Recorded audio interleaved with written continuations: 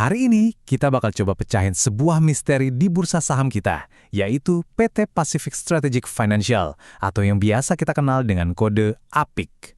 Kalau dilihat dari luar sih, perusahaan ini kelihatannya kayak raksasa keuangan yang kuat banget. Tapi begitu kita intip angka-angkanya, ada teka-teki valuasi yang ya bisa dibilang ekstrim dan bikin banyak analis garuk-garuk kepala. Yuk kita bedah bareng-bareng. Oke, kita langsung aja ke intinya ya. Ini dia angka yang jadi biang keladi semua pertanyaan kita. PE ratio APGIC itu tembus 176 kali. Buat yang belum terlalu familiar, gampangnya gini. Ini tuh sinyal kuat banget kalau pasar menilai saham ini dengan harga yang super duper mahal. Biar lebih kebayang, coba kita bandingin. Di saat APIX dihargai 176 kali lipat dari labanya, perusahaan sejenis di sektor keuangan itu rata-rata cuma dihargai di bawah 15 kali. Ini bukan sekedar beda. Ini udah kayak langit dan bumi. Nah, dari sinilah misterinya dimulai.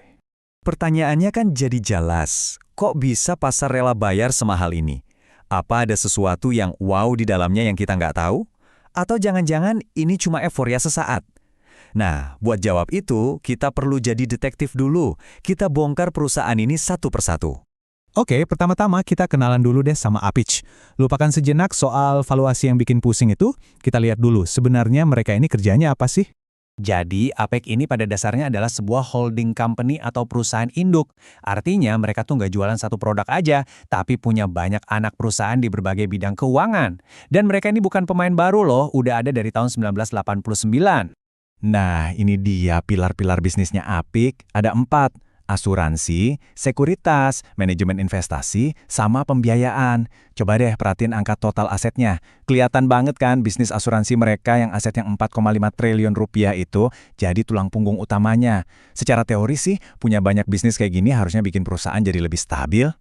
Oke, udah kenal kan sama bisnisnya? Sekarang waktunya kita intip rapor keuangannya. Gimana sih kinerjanya? Nah, angka-angka di bagian ini bakal kasih kita petunjuk penting buat mecahin teka-teki valuasi di awal tadi. Di semester pertama 2025, pendapatan APIC itu kelihatan keren banget, 1,1 triliun rupiah. Tapi, tunggu dulu, coba lihat laba bersihnya, cuma 89 miliar. Ini lampu kuning pertama nih, ada gap yang gede banget antara duit yang masuk sama duit yang beneran jadi keuntungan. Poin kuncinya di sini, profitabilitas mereka lagi kecekik. Laba bersihnya malah anjlok dibandingin tahun lalu. Dan tahu nggak biang keladinya apa? Beban bunga yang makin gede. Artinya, makin banyak pendapatan perusahaan yang habis cuma buat bayar utang, bukan buat nambah modal atau ekspansi. Sekarang kita gali lebih dalam lagi yuk. Laporan laba rugi itu cuma menceritakan sebagian kisah. Kesehatan perusahaan yang sesungguhnya itu justru kelihatan di neraca keuangannya. Mari kita lihat. Ada apa yang tersembunyi di sana?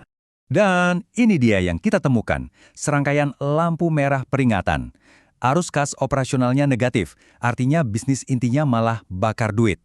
Aset lancarnya lebih kecil dari utang jangka pendek, yang berarti mereka bisa aja kesulitan bayar tagihan. Dan yang paling ngeri, laba mereka bahkan nggak cukup buat nutupin biaya bunga utang. Kalau semua ini digabungin, wah, ini gambaran yang risikonya lumayan tinggi. Saya mau tekanin banget poin ini. Arus kas operasional negatif. Artinya, kegiatan utama mereka, jualan asuransi, ngelola investasi, dan lainnya, itu malah ngabisin duit, bukan ngasilin. Jadi buat bertahan, mereka harus terus-terusan cari dana dari luar, misalnya dengan ngutang lagi. Ini resep jitu menuju masalah likuiditas yang serius. Setelah kita lihat bisnisnya, lihat fundamentalnya yang ternyata penuh tantangan, akhirnya kita sampai di puncak analisis ini. Sekarang, kita coba jawab pertanyaan di awal.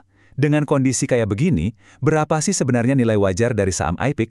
Dengan semua informasi yang udah kita kumpulin, pendapatan gede tapi laba kecil, bisnis yang macem-macem tapi kesehatan keuangannya berisiko, kira-kira berapa sih harga yang seharusnya kita bayar untuk satu lembar saham perusahaan ini? Salah satu cara paling gampang buat menilai ya, kita bandingin sama tetangganya.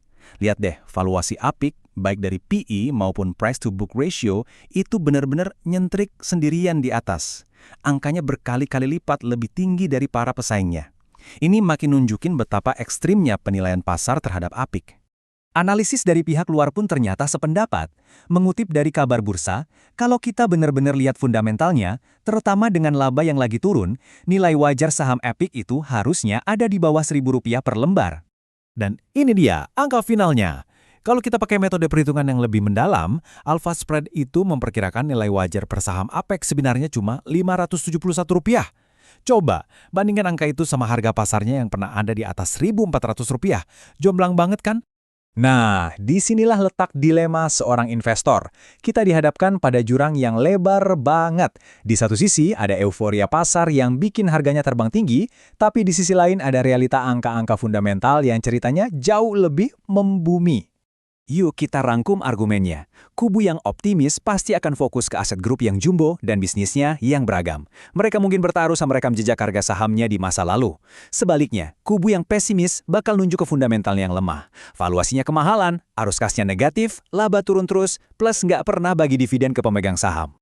Ini menyisakan satu pertanyaan besar untuk kita semua. Kenapa sih sebuah saham bisa diperdagangkan jauh banget di atas nilai fundamentalnya? Apa pasar melihat potensi di masa depan yang belum tercermin di laporan keuangan? Ataukah ini semua cuma didorong oleh faktor non-fundamental seperti sentimen, euforia, atau mungkin karena jumlah saham yang beredar itu sedikit? Apapun jawabannya, kasus APIC ini jadi studi kasus yang menarik banget tentang gimana analisis fundamental kadang bisa bertabrakan langsung dengan psikologi pasar.